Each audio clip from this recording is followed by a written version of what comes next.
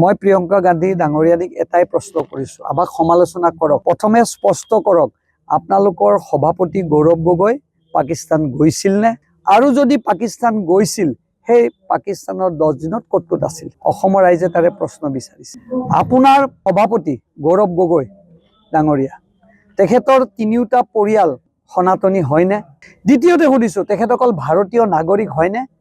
এই তিনিটা প্ৰশ্নৰ উত্তৰ প্ৰিয়ংকা গান্ধী ডাঙৰীয়াই আমাক দিব নালাগে, অসমৰ ৰাইজক দিয়ক। ৰাইজে অতি আগ্ৰহেৰে এই প্ৰশ্নৰ উত্তৰকেইটা বিচাৰিছে, আৰু ইয়াতকে মই বেছি আপোনালোকক আৰু ক'বলৈ বিচৰা নাই। আজি ইণ্টিগ্ৰেটেড বেজেৰা উন্নয়ন খণ্ডৰ কাৰ্যালয় এটা ইয়াত শিলান্যাস কৰিলোঁ। প্ৰায় 37 লাখ টকাৰে দুমহলীয়া এটা মহলা ইয়াত তৈয়াৰ কৰিব। এই ঐতিহাসিক বেজেৰাৰ যি ইতিহাস, 1972 চনত এই বেজেৰাৰ কাৰ্যালয় স্থাপন হৈছিল মণ্ডপ বেজেৰা ব্লক হিচাপে, আৰু আজি এটা পূৰ্ণাংগ ৰূপ দিবলৈ বেজেৰা মণ্ডল ব্লকে ইয়াত ব্যৱস্থা কৰিছে। আৰু মই আশা কৰিছোঁ এই কাৰ্যালয়টো হোৱাৰ পিছত ইণ্টিগ্ৰেটেড ইয়াত চব ধৰণৰ বিভাগৰ কাৰ্যালয় থাকিব, যি বিভাগ আমাৰ এই ব্লকৰ লগত জড়িত থাকে।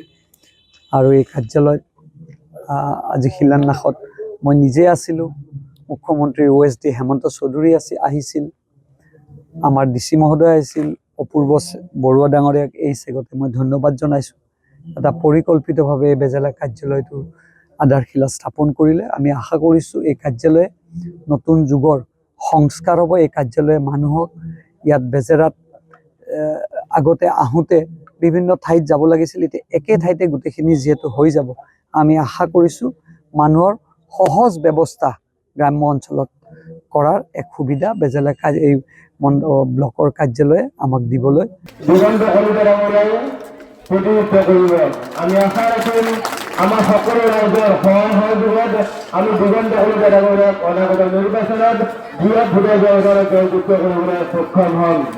মুখ্যমন্ত্ৰী মহোদয় 96ৰ পৰা আমাৰ এই অঞ্চলত আছিল, আৰু এইবুলি যদিও আমাৰ এই অঞ্চলত জালুকৰ সমষ্টি অন্তৰ্ভুক্ত হোৱা নাই, তথাপিও তেওঁ সকলো সময়তে সকলো কাৰ্যতে আমাৰ লগত থাকিব। ইতিমধ্যে ৰাইজক তেওঁ অৱগত কৰিছে।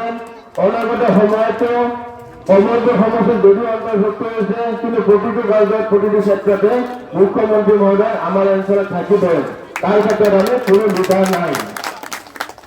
অনাগত সময়ত আমি সম্পূৰ্ণ সহায় সহযোগিতা কৰিম বুলি আমি যেন সকলোৱে আজি প্ৰতিশ্ৰুতি প্ৰদান কৰোঁ। তেওঁক আমি বৃহৎ ভোটত এই অঞ্চলৰ পৰা জয়যুক্ত কৰিলে অনাগত সময়তো আমাৰ এই অঞ্চলৰ উন্নয়নৰ ক্ষেত্ৰত মুখ্যমন্ত্ৰী মহোদয়ৰ লগত দিগন্ত কলিতা ডাঙৰীয়াই সকলো ক্ষেত্ৰতে আমাক আগুৱাই লৈ যাব পাৰিব। বিশেষ নকওঁ, আজি এই সভাত মোক নিমন্ত্ৰণ জনাই। যিকোনো খবৰৰ বাবে যোগাযোগ কৰক আমাৰ এই নম্বৰত 9181 307 2221।